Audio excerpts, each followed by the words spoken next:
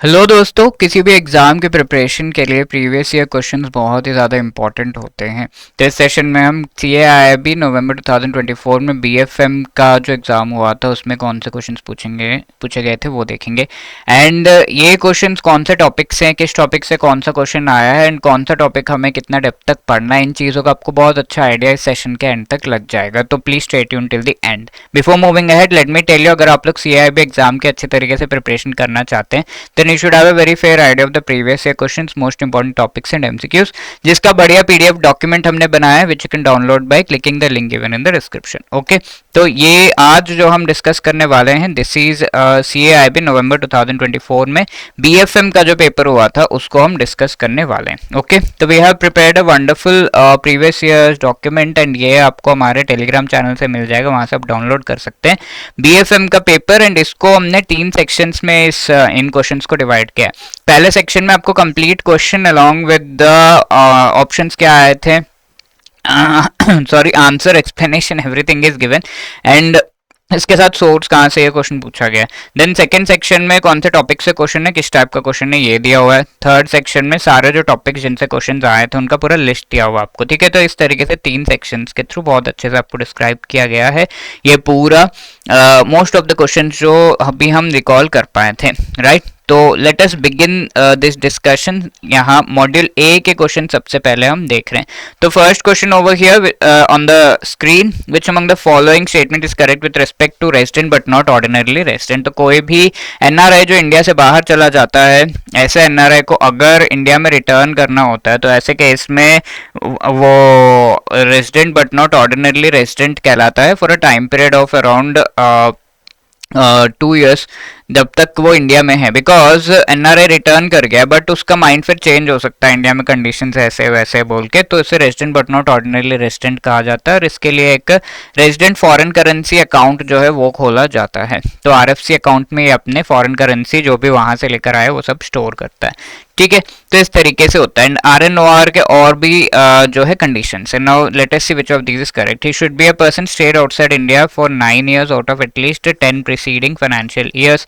He should be a person who has stayed in India at least 730 days in the last 7 financial years. या he should be PIO Indian citizen, 15 lakh तक income earn from Indian sources. ठीक है, ये can be any of the A, B और C। तो ये तीनों ही चीज़ें सही हैं। इंडिया में वो पिछले 10 सालों में एटलीस्ट 9 years रहा होना चाहिए, 730 डेज में एटलीस्ट 7 फाइनेंशियल ईयर्स में 730 डेज यानी कि एटलीस्ट 2 years रहा होना चाहिए। And PIO Indian citizen, person with Indian origin, या फिर उसके पास जो है PIO कार्ड है या फिर इंडियन सिटीजन का जो है कार्ड है, तो दैट शुड बी देयर। तो इस ये कार्ड होने के साथ साथ, क्योंकि ये कार्ड होगा when this person will be having roots in India. ठीक है, 15 लाख तक का income from the Indian sources होना चाहिए। एनी ऑफ दीज अगर है तो he can be a resident but not ordinarily resident. ठीक है, तो D is the right answer over here.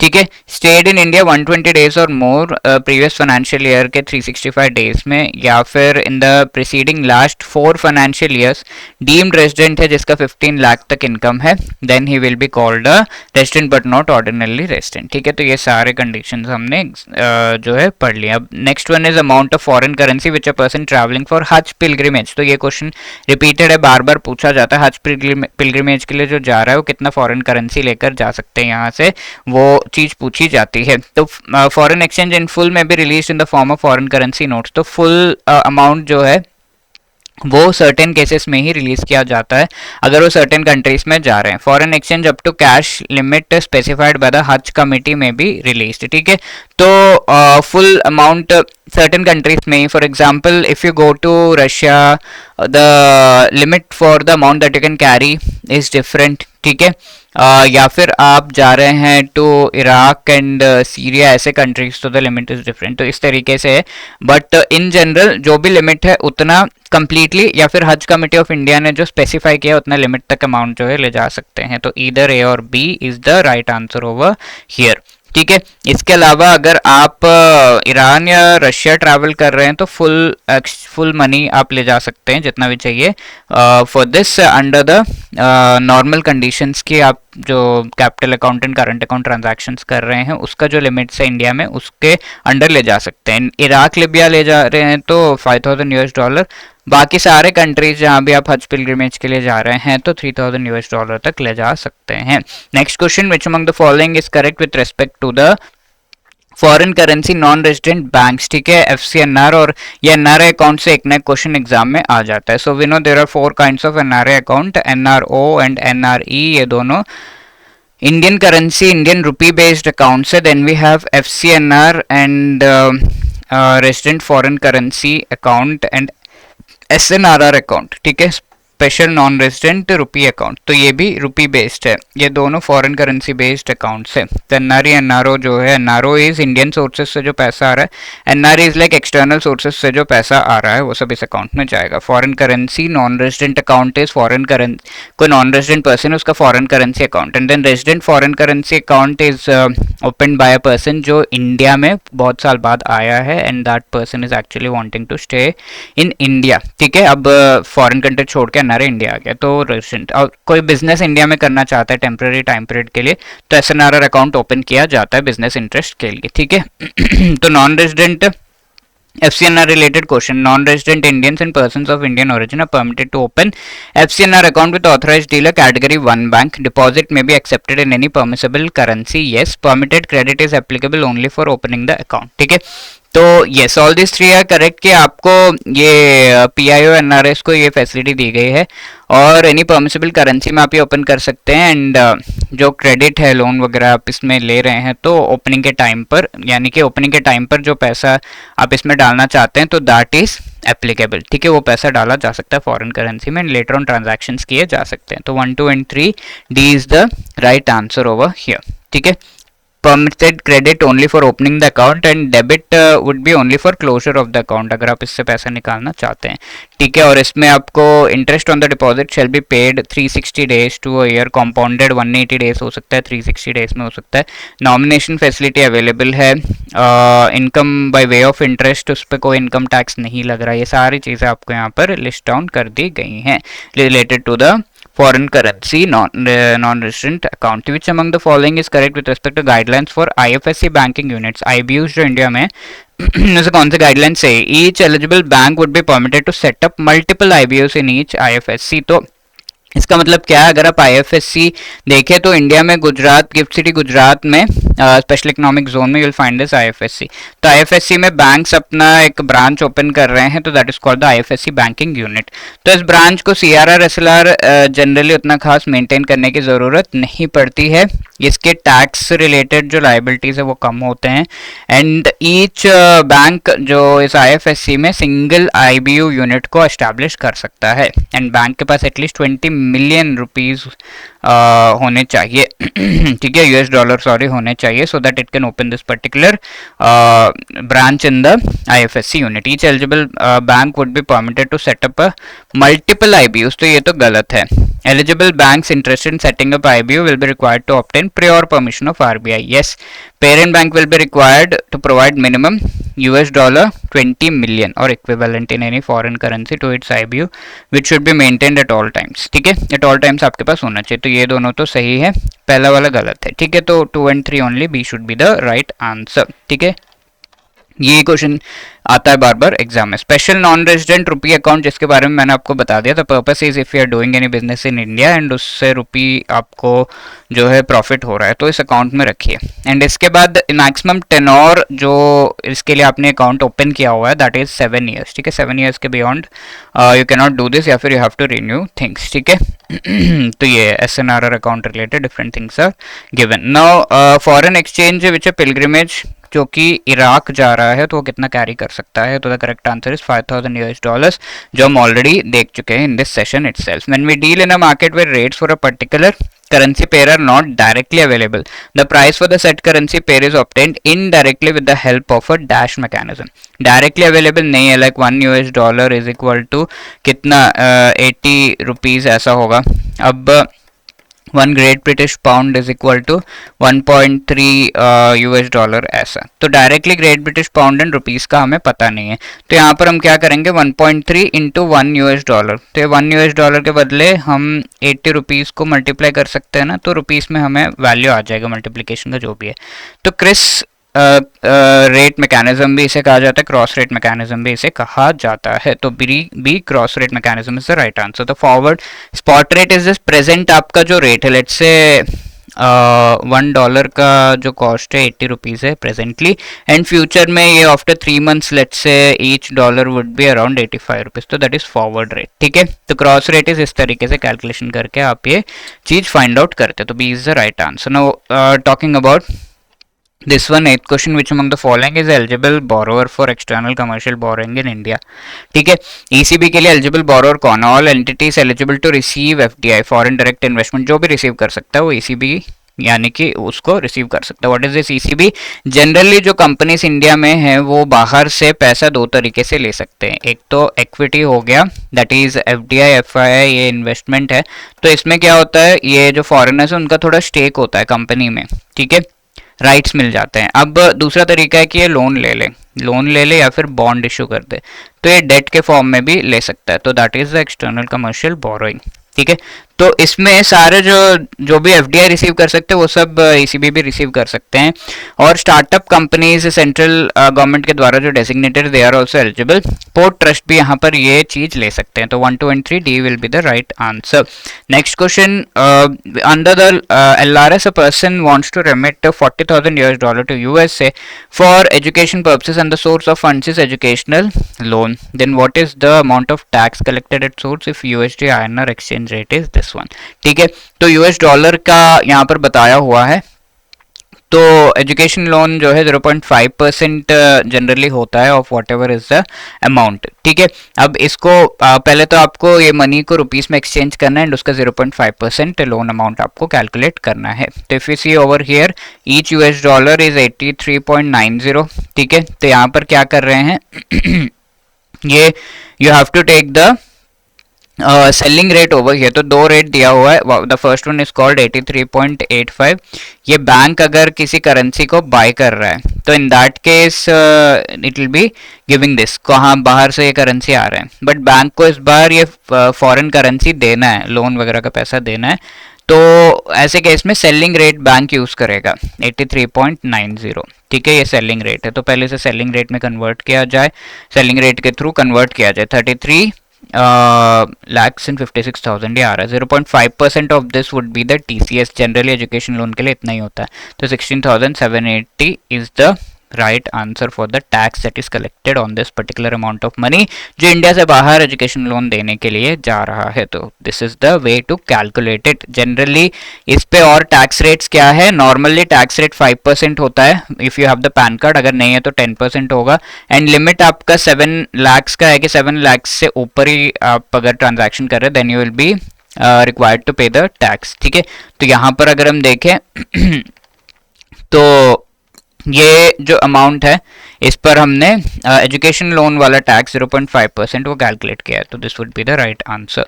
Now apart from this which among the following statement is correct with respect to person studying abroad having obtained admission in the overseas university, ठीक है। तो overseas university में admission ले लिया है, अब उसके बाद इनमें से कौन सा स्टेटमेंट से foreign exchange beyond US dollar 2,50,000 may not be released in any circumstance, ठीक है। तो एक्चुअली ओवरसीज यूनिवर्सिटी में एडमिशन लेने के बाद अंडर सर्टेन सर्कमस्टांसेस आपको foreign exchange beyond this limit, ये तो नॉर्मल लिमिट है कि आप कितना पैसा इंडिया से बाहर ट्रांजैक्शंस के लिए ले जा सकते हैं, but beyond this also you can take, ठीक है, if you are taking the money, तो बियॉन्ड दिस भी आप पैसा ले जा सकते हैं यूनिवर्सिटी एडमिशंस वगैरह के लिए। May be release subject to suitable documentary evidence आपने दिया है to the satisfaction of the authorised dealer bank, ठीक है। They can remit beyond $1 million from their NRO account in certain circumstances, तो actually this is the correct one, B, certain circumstances में आप ये चीज ले सकते हैं, ठीक है। तो ये चीज़ है। Apart from that 11th, an exporter who has not been able to realise the outstanding export dues despite best efforts may either self write off or approach the authorised dealer category 1 bank who had handled the relevant shipping documents. The exporter can self write off to dash of the exports realised in the last calendar year. ठीक है, तो कई बार ऐसा होता है कि exporter है and ये अपना एक्सपोर्ट जो है सामान भेज रहा है, but importer somehow is unable to receive them, या फिर unable to make the payment, या फिर इसका एक्सपोर्ट ही सही नहीं है, क्वालिटी सही नहीं है। ऐसे केस में जो पेमेंट करनी है उसे राइट ऑफ किया जाता है कि भाई ज़रूरत नहीं है, ठीक है, पेमेंट करने की। तो ऐसे केस में राइट ऑफ जो एक्सपोर्टर खुद भी कर सकता है, या फिर इसका जो ऑथराइज्ड डीलर बैंक है उसको कह सकता है कि आप राइट ऑफ कर दो।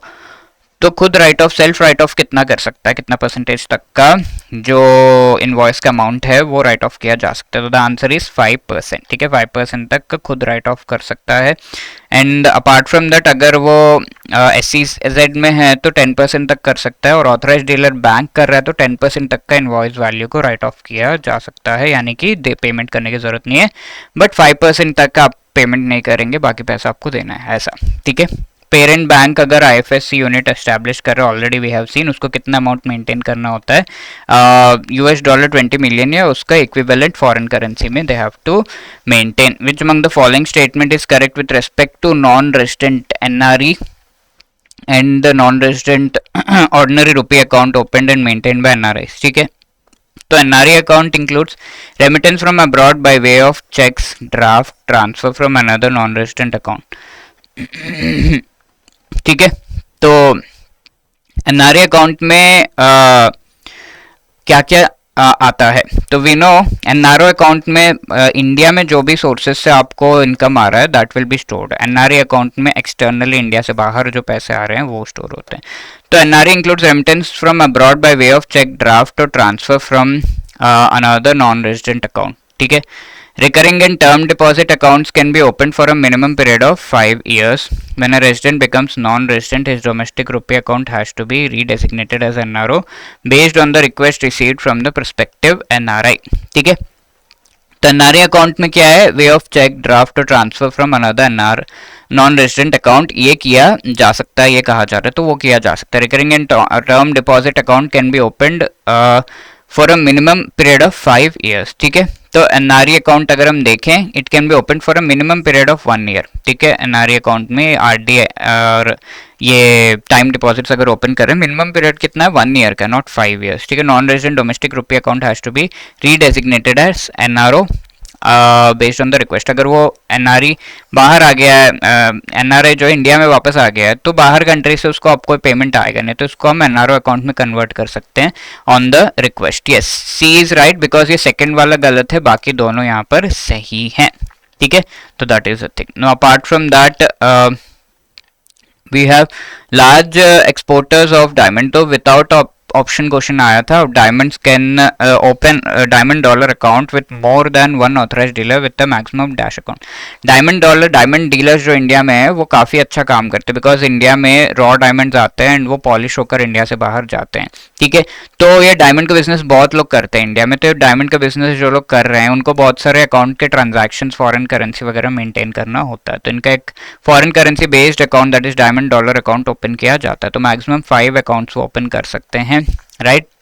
that is something that is asked over here। तो 5 is the right answer है। डायमंड डॉलर अकाउंट ओपन करने के लिए मिनिमम एनुअल आपका 3 फाइनेंशियल ईयर्स में एटलीस्ट 3 करोड़ का प्रॉफिट होना चाहिए। आपके 2 years export of diamond business में आप होने चाहिए, and you can do this। ठीक है, now which among the following international Incoterms 2020 related is the best deal for the buyer? Buyer के लिए बेस्ट डील इनमें से कौन सा, ये पूछा जा रहा है। यानी कि बायर को सबसे, Incoterms का मतलब है कि डिफरेंट ट्रांजैक्शंस होते हैं। फॉर एग्जांपल जो सेलर है यहाँ से उसने ट्रांसपोर्ट किया पोर्ट तक, पोर्ट में शिप के बगल में रखा हुआ है और ये शिप पर लोड करने के लिए आपको जो है पैसे चाहिए। अब ये शिप से दूसरे कंट्री में गया एंड वहाँ पर अनलोड करने के लिए आपको लेबर वगैरह चाहिए होगा, एंड वो फिर सेलर के पास है, तो बहुत सारे कॉस्ट है यहाँ पर। शिप पे जाते हुए इंश्योरेंस भी लेना पड़ता है, ऐसे बहुत सारे कॉस्ट है। तो ये सारे कॉस्ट कौन क्या देगा, ये इनको टर्म्स में दिया हुआ है। तो बायर के लिए बेस्ट डील क्या है?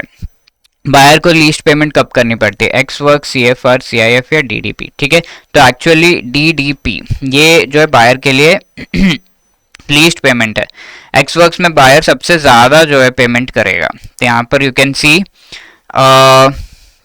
एक्सवर्क्स में सेलर एक्सपर्ट पैकेजिंग तक कर रहा है, बाकी सारे बायर पे कर रहा है। But DDP is the last one, delivery duty paid, तो इसमें सारे पेमेंट सेलर ही कर रहा है, ठीक है। तो बायर के लिए बेस्ट थिंग है ये, वो आराम से बैठा रह सकता है। तो इनको टर्म जो 4 कैटेगरीज के होते हैं, departure, main carriage paid, main carriage unpaid and arrival, और ये टोटल 11 टाइप्स के हैं इनको टर्म्स इफ वी सी, ठीक है। डिपार्चर के टाइम पे ex works, C main carriage paid CFR cost and freight, cost insurance freight, carriage paid to CIP cost, carriage insurance paid to, ये सब।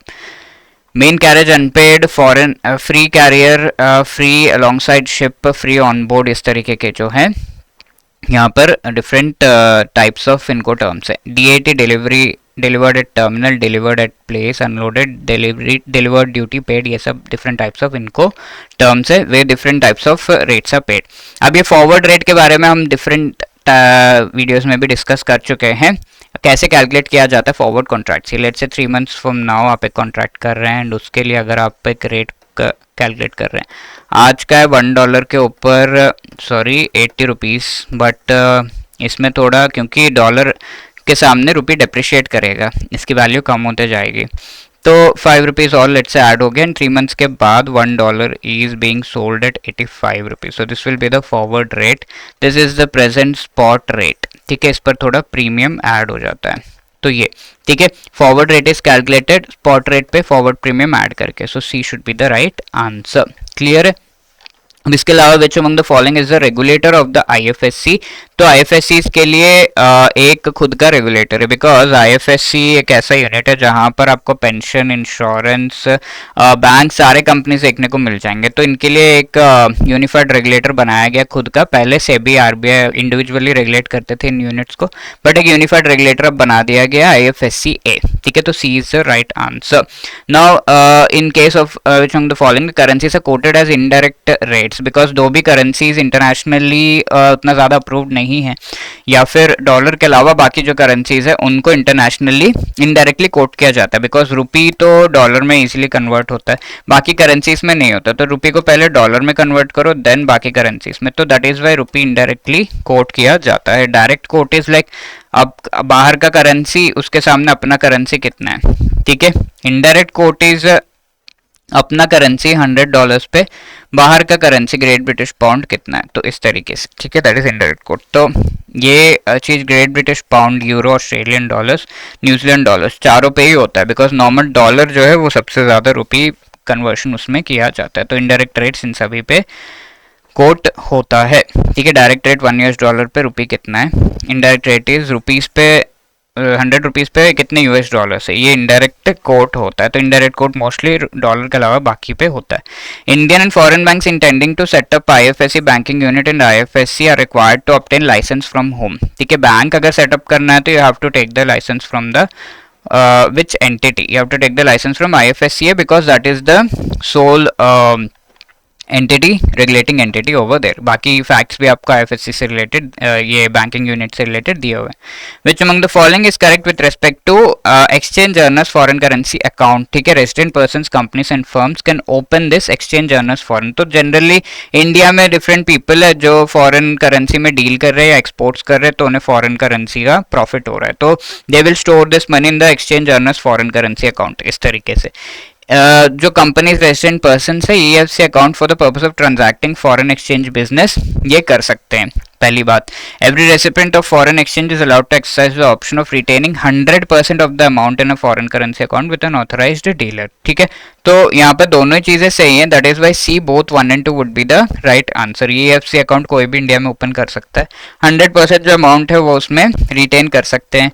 If they want they can take it out of India, all of that. Now module B, module A से देख रहे हैं, काफी सारे questions exam में आए। Module B, the capital requirements for general market risk and are designated to capture the risk of the loss arising from changes in market interest rate. The capital charge is a sum of 4 components. Which among the following is the correct description of vertical disallowance? ठीक है, 4 components यहाँ पर होते हैं market risk calculate करते हुए। You have to see कि different जो आपके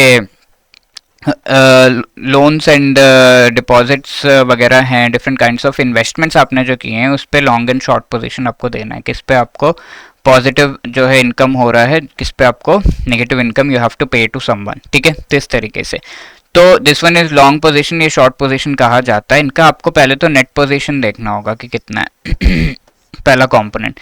then horizontal disallowance and vertical disallowance, ये सब आपको कैलकुलेट करना होगा इसके लिए, क्योंकि इसका जो मैच्योरिटी है लेट्स से 1 ईयर का है, इसका मैच्योरिटी 10 ईयर्स का है। अगर दो ऐसे आपके इन्वेस्टमेंट्स है जो सेम टाइम पीरियड के, तो हॉरिजॉन्टल डिसअलाउंस के थ्रू उनमें मिसमैच देखा जाता है अमाउंट का, एंड वो कैलकुलेट किया जाता है कि उसके लिए कैपिटल कितना मेंटेन करना है। अब डिफरेंट टाइम पीरियड में तो इनका नेट निकाल के देन उसका डिफरेंट टाइम पीरियड का देखा जाता है कि क्या जो है मैचिंग बैठ रहा है, and then it is calculated. अब इसके अलावा कोई और स्पेसिफिक रिस्क है तो उससे रिलेटेड भी, एंड गोल्ड फॉरेन और भी फॉरेन करेंसी रिलेटेड कुछ आपने इन्वेस्टमेंट किया उससे रिलेटेड कैपिटल भी कैलकुलेट किया जाता है, मार्केट रिस्क में ऐड किया जाता है। Market risk is essentially investment से रिलेटेड आपका रिस्क। तो नेट शॉर्ट और long position in the whole trading book, उसे हम वर्टिकल डिसअलाउंस कहते हैं। Small proportion of the matched positions in each time band, तो ये हॉरिजॉन्टल है। Large proportion of the match position across different time bands, okay. तो each time band में जो आप मैच कर रहे हैं that is the vertical disallowance, and different time bands में जो आप मैच कर रहे हैं, जैसा मैंने कहा 10 years and 1 year, that is called the horizontal disallowance, ठीक है।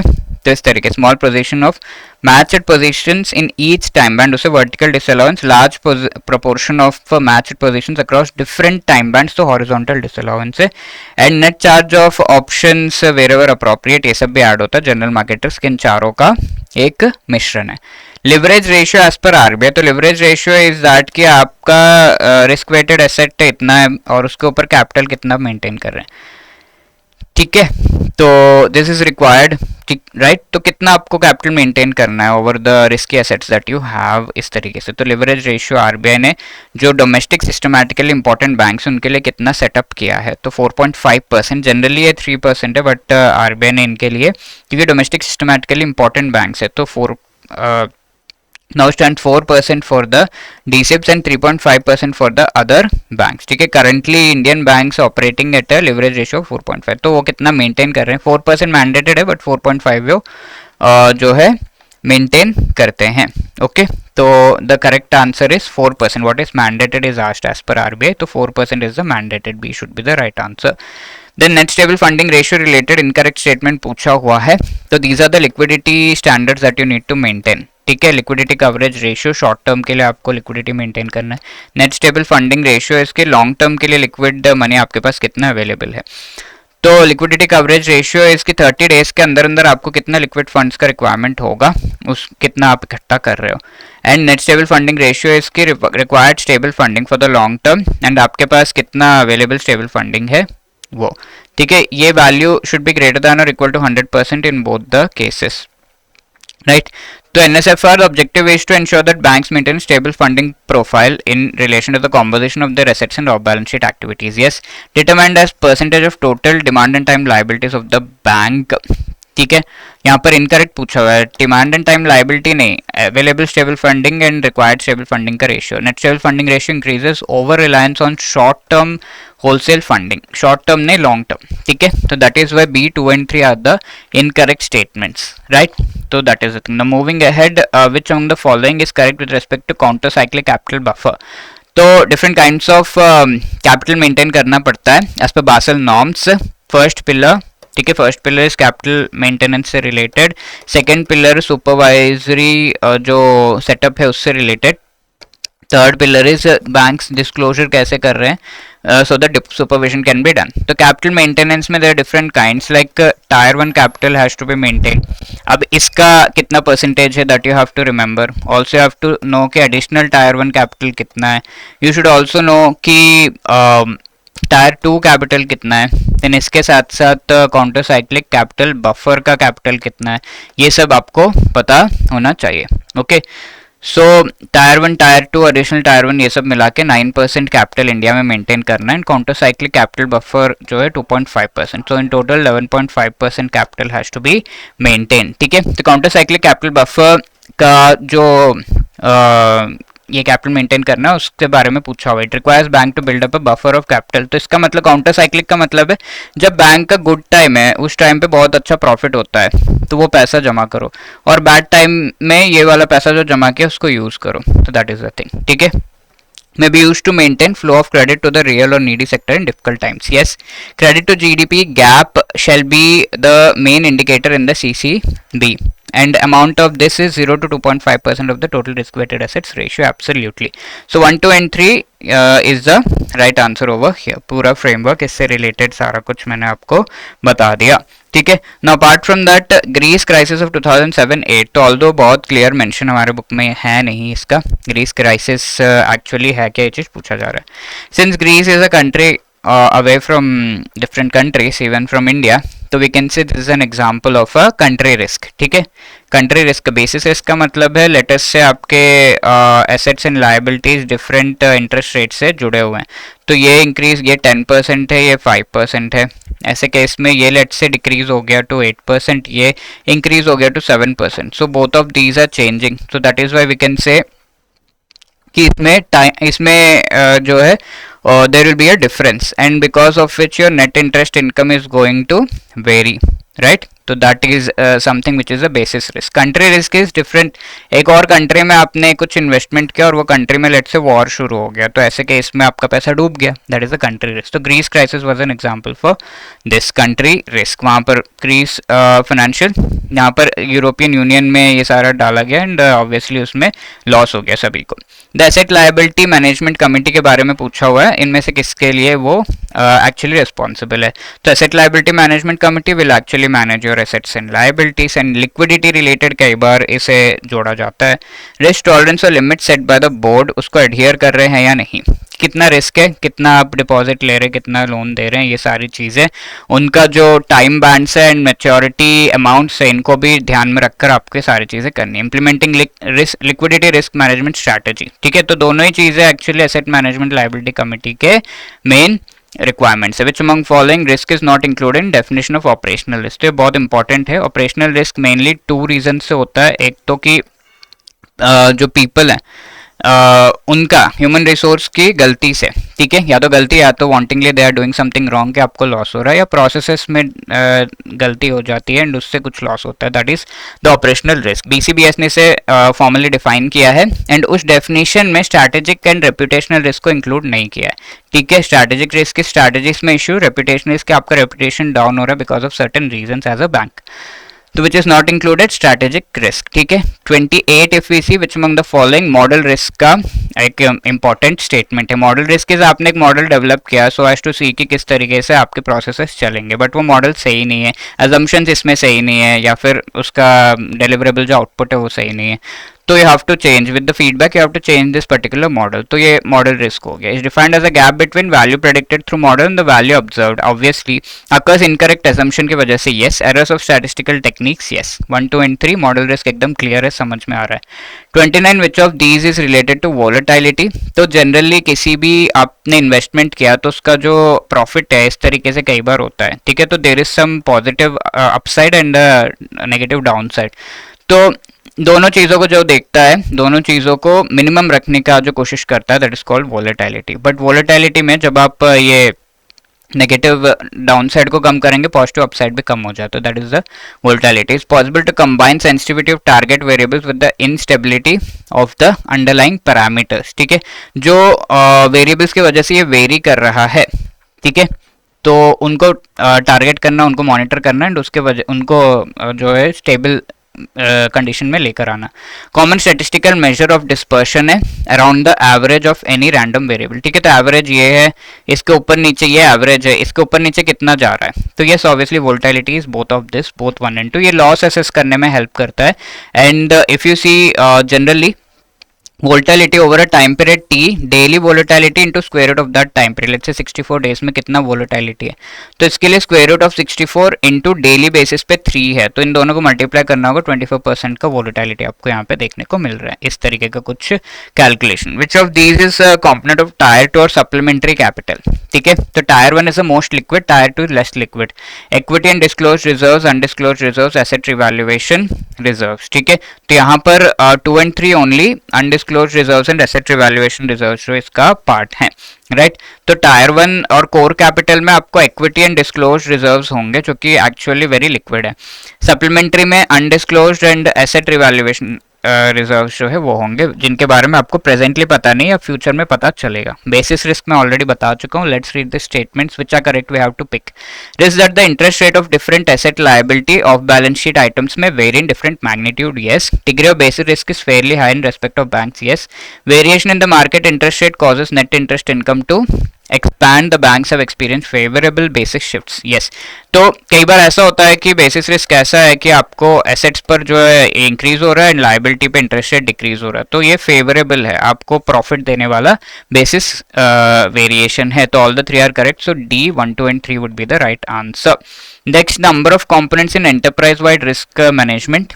तो एंटरप्राइज वाइड रिस्क मैनेजमेंट में आपको like you can see a whole lot of things that you need to keep in mind, ठीक है। पूरे एंटरप्राइज में डिफरेंट प्रोसेसेस है, तो इन सारे प्रोसेसेस में कितना कितना रिस्क है, किस पैरामीटर्स में उन्हें असेस किया जा रहा है, that is the enterprise wide risk management, ठीक है। अब ये प्रोसेसेस सारे जो हैं डिफरेंट डिवाइड किए हुए हैं एंड उनमें जो कंपोनेंट्स है जिनको असेस किया जाता है वो भी डिफरेंटली डिवाइड किए हुए हैं। तो कितने कंपोनेंट्स हैं एंटरप्राइज वाइड रिस्क मैनेजमेंट में, ये पूछा जा रहा है। तो actually there are 8 components in that. Different risk होते हैं किसी भी एंटरप्राइज में, there is market risk, there is credit risk, there is operational risk and various others. तो सबको एक साथ आपको मेजर करके टोटल लॉस कितना है वो असेस करना ऑन डिफरेंट पैरामीटर्स। तो that is what is enterprise wide risk management, ठीक है। तो एंटायर गैमेट ऑफ इवेंट्स होते हैं एंड ऑल द कंपोनेंट्स। तो 8 की कंपोनेंट्स है, internal environment, objective setting, risk assessment, response, control activities, information communication, monitoring, सब कुछ है। 4 ऑब्जेक्टिव्स है, strategic, operation, reporting and compliance, ठीक है। So is the right answer over here. Market risk को और भी क्या कहा जाता है, पिछली बार इससे पहले जो है इसमें ये एक ब्लैंक क्वेश्चन आया था यानी कि विदाउट ऑप्शन। तो market risk is also called price risk, ठीक है। कंट्री रिस्क, क्रेडिट रिस्क अलग चीज है। Market risk is also called price risk. Which among the following is component of tier 1 capital, ठीक है। Equity and disclose reserves, A already हमने अभी देखा। 35 is operational risk is caused due to which of the situation, inadequate, failed internal process, error by people, external events. तीनों ही चीजें हैं, ठीक है। कॉजेस ऑपरेशन रिस्क के तीनों ही है। Dash is value of alpha in the basic indicator approach to calculate operational risk, ठीक है। तो देयर आर 3 अप्रोचेस जिससे ऑपरेशनल रिस्क के ऊपर कैपिटल कैलकुलेशन हम करते हैं। तो पहला अप्रोच जो है बेसिक इंडिकेटर अप्रोच है, इसमें हम and second standardised approach and third is advanced approach. तो ये दोनों में हम इनकम एसेस करते हैं और इसमें हम लॉस एसेस करते हैं। तो इसमें इनकम जो एसेस करते हैं उसे एक पर्टिकुलर बीटा अल्फा वैल्यू से मल्टीप्लाई किया जाता है which is 15%।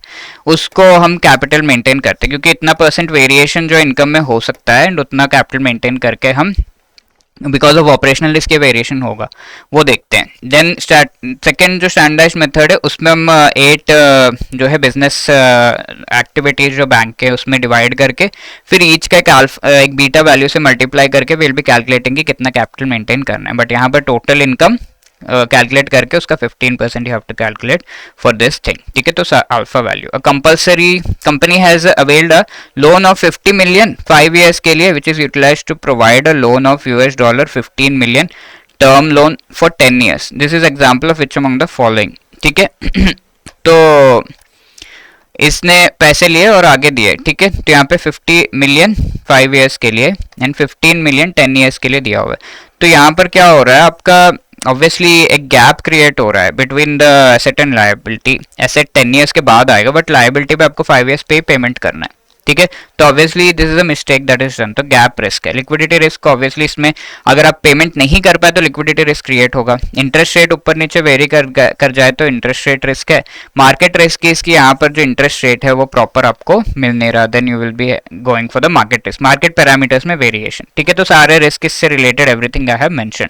Available stable funding percentage with respect of loan 8 months का लोन है टेकन फ्रॉम नाबार्ड। नाबार्ड से जो भी आप लोन लेते हैं उस पर आपको अवेलेबल स्टेबल फंडिंग का जो रेशियो परसेंटेज है वो 50% मल्टीप्लाई करना होता है बिकॉज देयर आर चांसेस कि इतना अमाउंट आपको रिक्वायर्ड होगा लिक्विड मनी इफ नाबार्ड से आपने लोन लिया and to pay that back, ठीक है। तो इस तरीके से ईच एंड एवरी जो अवेलेबल स्टेबल फंडिंग का सोर्स है उस को आप available stable funding some rate या रेशियो से मल्टीप्लाई करते हैं एंड देन यू सी कि इतने चांसेस इस पर्टिकुलर लोन के सामने आपको जो स्टेबल फंडिंग यानी कि कैपिटल मेंटेन करना है, तो उसको मल्टीप्लाई करके देन यू कैलकुलेट कि कितना अवेलेबल स्टेबल फंडिंग मेरे पास है, हाउ मच आई रिक्वायर। ठीक है, इन चीज़ों को तो each and every type of loan and ये एसेट पर डिफरेंट वैल्यूज हम मल्टीप्लाई करते हैं। ठीक है, तो total NSFR is nothing but available stable funding by required stable funding being more than और इक्वल टू 100%। तो डिफरेंट जो टोटल रेगुलेटरी कैपिटल है उस पर 100%। ठीक है, नॉर्मल रेगुलेटरी कैपिटल, अच्छे जो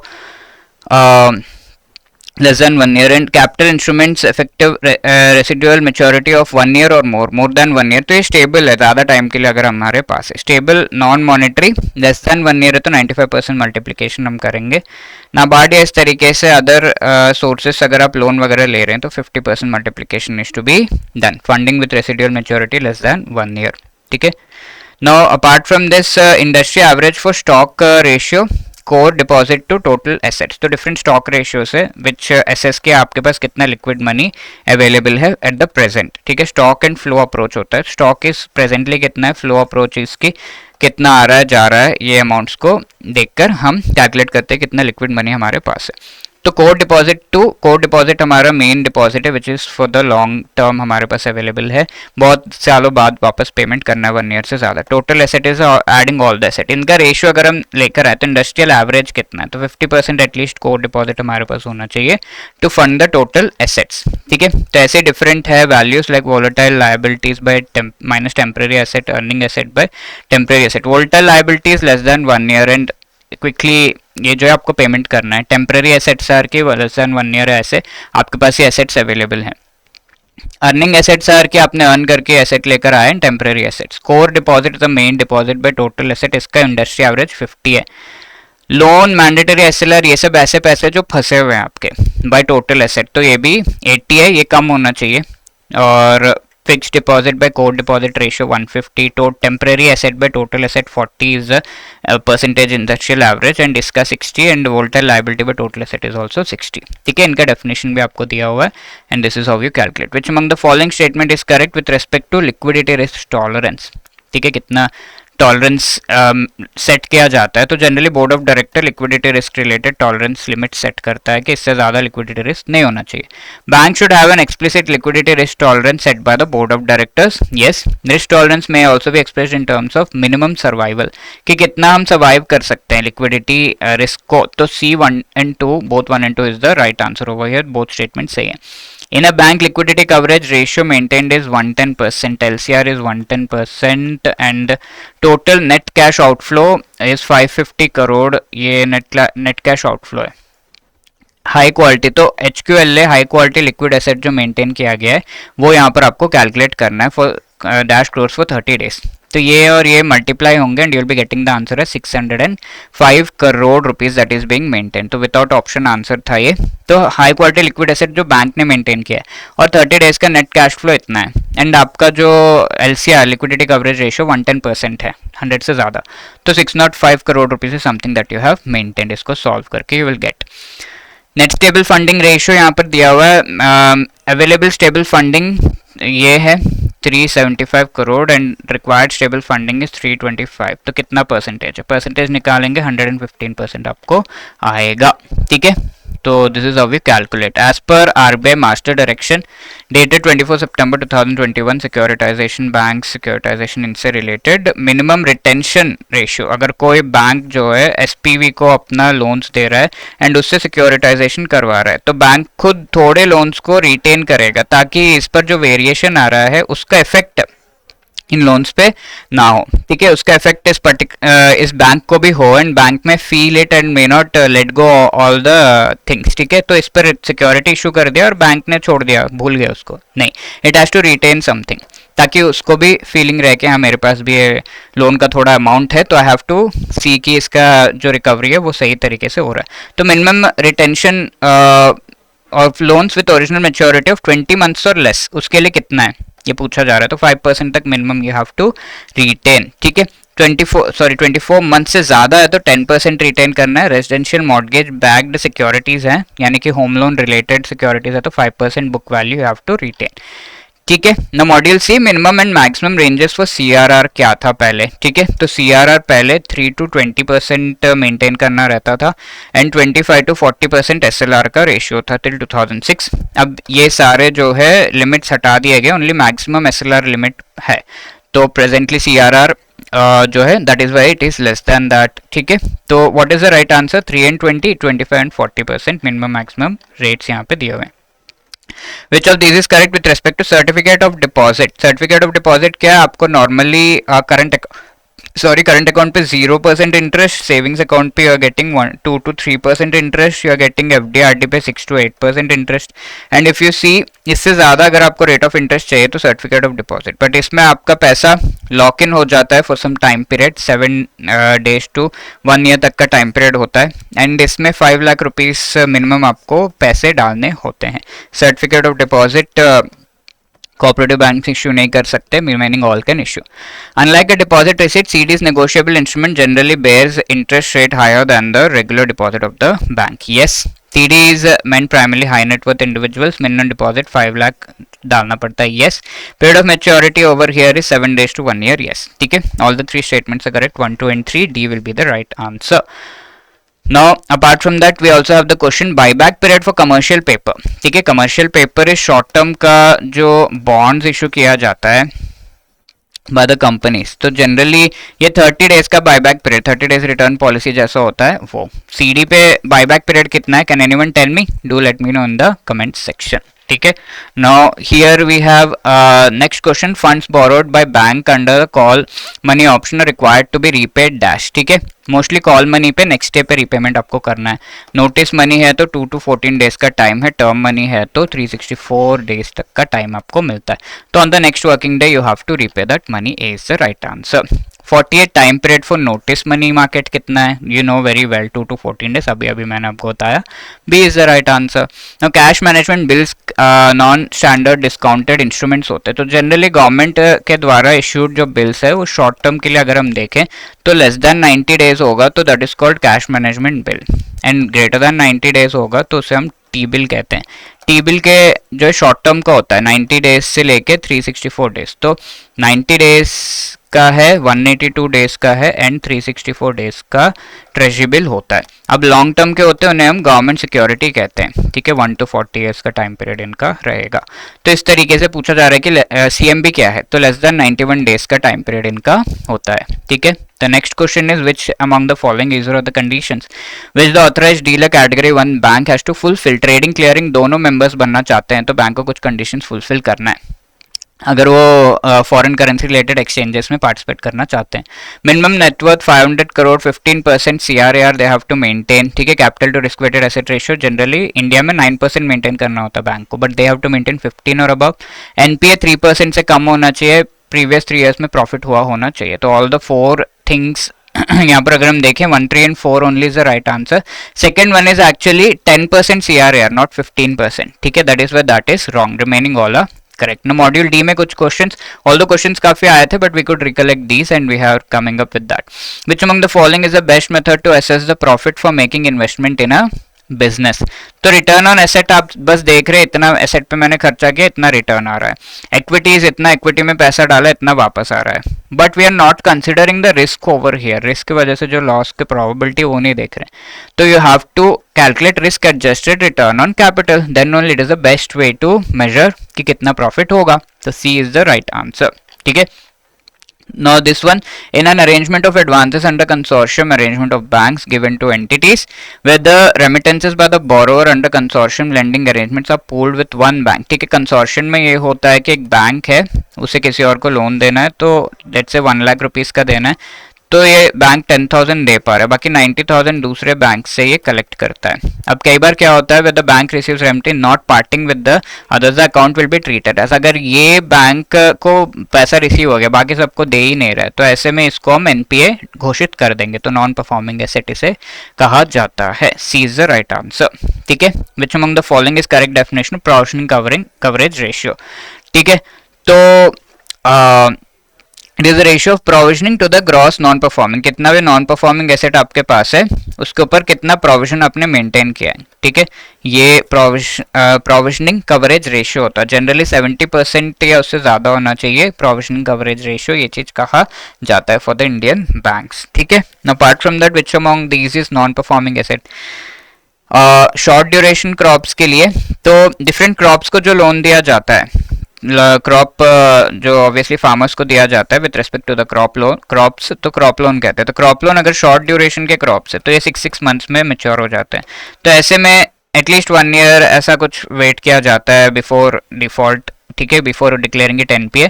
तो 1 जन को ड्यू डेट था पेमेंट का, बट आपने 1 क्रॉप सीजन 2 क्रॉप सीजन तक भी पेमेंट नहीं किया तो 31 दिसंबर को से एनपीए डिक्लेयर कर दिया जाएगा।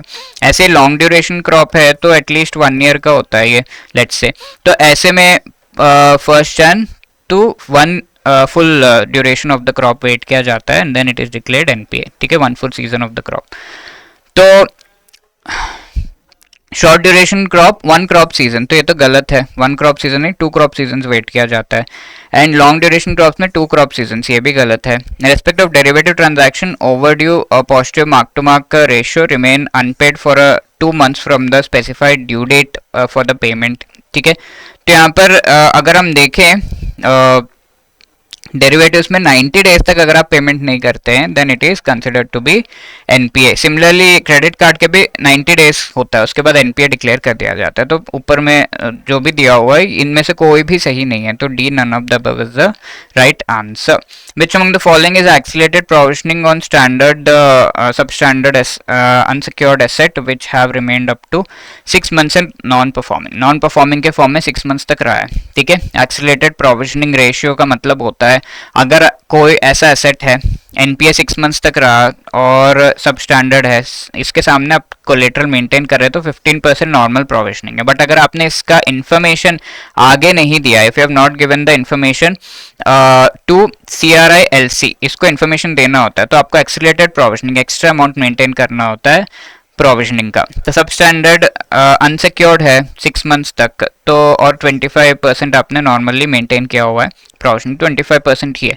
बट 6 मंथ्स टू 1 ईयर है, 15% नॉर्मल प्रोविजनिंग है, इन्फॉर्म नहीं किया है with in the given time period, तो 25% यू हैव टू मेंटेन। ऐसा आपका प्रोविजनिंग एक्सेलरेट हो जाता है, इंक्रीज हो जाता है, that you need to maintain. तो that is what is asked with respect to sub standard unsecured asset, ठीक है। तो प्रोविजनिंग यहाँ पे इंक्रीज होकर 25% हो जाता है। तो अनसिक्योर्ड एसेट एंड यहाँ पे टाइम पीरियड क्या दिया है 6 मंथ्स, अप टू 6 मंथ्स ये दिया हुआ है, ओके। तो सब standard unsecured up to 6 months से 25 ही रहता है ऐसा, ठीक है। तो which among the following statement is correct with respect to bank finance given for industrial purposes where moratorium period is available for payment of interest, ठीक है। तो मॉरिटोरियम अवेलेबल है बैंक फाइनेंस इंडस्ट्रियल प्रोजेक्ट्स को दिया गया है। The payment of interest in becomes due only after the moratorium और gestation period is over. Obviously moratorium दिया हुआ है तो उस पीरियड के बाद ही उसे जो है ओवरड्यू माना जाएगा। तो D is the right answer over here, okay. So these were your questions and कुछ और टॉपिक से केस स्टडी वगैरह आए थे and here we have third section जिसमें सारे टॉपिक्स आपको दे दिए गए हैं from which questions have been asked. Now apart from that if you are really wanting कि आप अच्छे तरीके से एग्जाम की प्रिपरेशन करें then you can go to our website, वहाँ पर आपको हमारे CIB रिलेटेड कोर्सेज दिख जाएंगे। You can go for these courses and the best would be कि आप प्रेजेंटली जो मास्टर कोर्सेज में एनरोल करें, कॉम्प्रिहेंसिवली प्रिपेयर करें। इसमें आपको फुल सारों जो कंपलसरी कंपोनेंट्स हैं उनसे रिलेटेड बहुत बढ़िया शॉर्ट रिकॉर्डेड वीडियोस के थ्रू फुल सिलेबस कवर किया गया है, concept notes each and every chapter के, chapter wise MCQs, full length mock test सब कुछ दिया हुआ है एंड एग्जाम से पहले लाइव क्लासेस के थ्रू आपको प्रैक्टिस भी कराया जाएगा। So wishing you all the best and अच्छे से प्रिपेयर करिए एग्जाम के लिए and I hope this video has helped you out. All the best, thank you. The link for this course is given in the description, वहाँ से आप join कर सकते हैं। 75% का डिस्काउंट भी है, CIB 75 कोड यूज करके आप उसे अवेल कर सकते हैं। ब्रोशर डाउनलोड करके इसके और डिटेल्स आप देख सकते हैं। Thank you, all the best.